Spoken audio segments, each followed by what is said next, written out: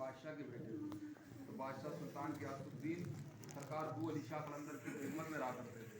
सुल्तान गियासुद्दीन बादशाह को औलाद नहीं थी, तो सरकार से कहने लगे हजरत हमारे लिए दुआ कर दीजिए कि हमारे औलाद हो जाए। तो सरकार बू अली शाह कलंदर ने दुआ किया और वादा किया कि तुम्हारे 2 बेटे होंगे, एक बेटा मुझे दे देना, एक आप रख लेना। तो सुल्तान गियासुद्दीन बादशाह को 2 बेटे हुए थे। तो मुबारक 6 महीने के थे तो हजरत की गोद में डाल दिए थे। तो कलंदर साहब ने ही परवरिश की। फिर आपने कलंदर साहब की बहुत ज़्यादा खिदमत करी। तो कलंदर साहब ने अपना बेटा भी बनाए थे, अपना दोस्त भी बनाए थे, अपना खादिम मुरीद ही बनाए थे। तो सरकार इतनी मोहब्बत करते थे दोस्त से कि अपनी जगह अपने हयात में ये कलंदर साहब ने अपने वास्ते तामील किए थे। तो आपसे पहले दोस्त पर्दा कर दिए, तो कलंदर साहब ने अपनी जगह अपने दोस्त को दे दिया था। और उसी वक्त ऐलान कर दिया था पहले मेरे दोस्त पे सलामी होगी, फिर मेरे पे, वसीला मेरे दोस्त का लगेगा, कबूल मैं करूँगा। तो सबसे पहले दोस्त पे सलामी होती है, फिर कलंदर साहब। ये कलंदर साहब ने अपने हयात में अपने लिए जगह तामील किए थे। इतनी मोहब्बत थी कि अपने बेटे से कि अपनी जगह अपने दोस्त को दे दिया था। और उसी वक्त ऐलान कर दिया था कलंदर साहब ने पहले मेरे दोस्त पे सलामी होगी, वसीला मेरे दोस्त का लगेगा, कबूल मैं करूँगा। कलंदर साहब के 3 आस्थाने, बुड्ढा खेड़ा, पानीपत, करनाल। आपने 36 साल पानी में खड़े हो गए थे। ये सरकार के वालिद साहब इराक के रहने वाले थे और इनके वालिद साहब को बसारा था कि हिंदुस्तान जाएंगे। तो दिल्ली से 90 किलोमीटर पानीपत आए थे। तो पानीपत में ये आपका घर था।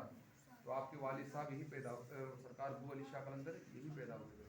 तो आपकी अम्मी जान बहुत बड़ी आलिम थी, तो 24 घंटे कुरान पढ़ा करते थे। तो आप माँ के पेट में कुरान हिफ्ज कर लेते थे। जब दुनिया में आए तो 3 दिन तक रोते रहे जब कुरान की आयत नहीं सुनी। तो आपके वालिद साहब भी परेशान, आपकी वालदा भी परेशान, हजरत क्यों रो रहे हैं। तो अल्लाह की तरफ से दुर्वेश आए। फिर आपके वालिद साहब से मुलाकात हुई और कहने लगे हजरत ऐसी सी बात है तो मुझे लेके चलो। जब कलंदर साहब के पास आए तो कलंदर साहब के कान में कुरान की आयत पढ़ी तो आप हंसना शुरू किए और बसारत हुई कि बहुत बड़ा मकाम मिलने वाला है। दिल्ली में सुप्रीम कोर्ट जज भी रहे कलंदर साहब, बड़े बड़े राजाओं के आप फैसले करते थे। फिर आपने सोचा कोई ऐसी गलती ना हो जाए कल क़यामत के दिन अल्लाह ताला के मुझे शर्मिंदा होना पड़े। तो अल्लाह ताला ने आपको नूरानी अता कर दे, इंसान को देख के पहचानो कि अच्छा या बुरा है। थोड़े दिन तक करते रहे तो बोलिए तो दुनियादारी वाला काम हो गया। तो आपने छोड़ के यहाँ से बुड्ढा खेड़ा चले गए।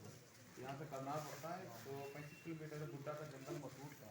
तो आपने जाके इबादत करना शुरू कर दी। तो कुछ अल्लाह ताला ने आपने यहाँ लिया, आपको कुछ बीमारी जो गुस्से में जलाल में जमुना नदी बाग बहती हुई पानी में जाकर फिर से खड़े हो गया।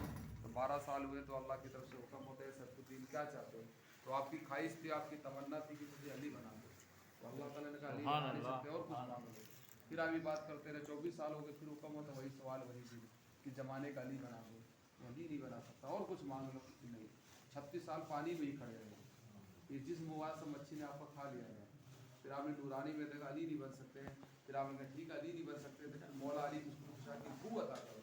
तो अल्लाह ताला ने आपको मौला अली मुस्कुशा की बू अता की। तो आपका नाम था हजरत शाह सरफुद्दीन बू अली शाह कलंदर, ये लक़ब मिला था अल्लाह की तरफ से। और उसके बाद आपने कहा कि जब तक मौला अली मुस्कुशा को जन्नत से नहीं निकालेंगे तब तक हम नहीं निकलेंगे। तो अल्लाह ताला ने हुक्म किया तो मौला अली मुस्कुशा आए, आपको जमुना से निकाला और सीने से सीना मिलाया। तो जो जिसमें जो मच्छी ने खा लिया था वो भर गया था। अबू अपने आप को अता कर दिए थे, अबू अली शाह कलंदर यहाँ पे उर्स के क्या तकरीबा है। सरकार का उर्स होता है कलंदर साहब का 11 रमजान शरीफ में होता है। एक 11 रमजान शरीफ में होता है, एक सवाल की 9, 10, 11 ईद 10, 11 मुसाफिर मदीना की हाज़री माशाल्लाह हज़रत अबू अली कलंदर रहमतुल्लाह अलैह पानीपत की बारगाह में। इस चैनल को सब्सक्राइब करें, लाइक करें, शेयर करें ताकि मुसाफिर मदीना के पूरे सफ़र को देख सकें। अल्लाह हाफ़िज़, अस्सलामु अलैकुम व रहमतुल्लाहि व बरकातुहू।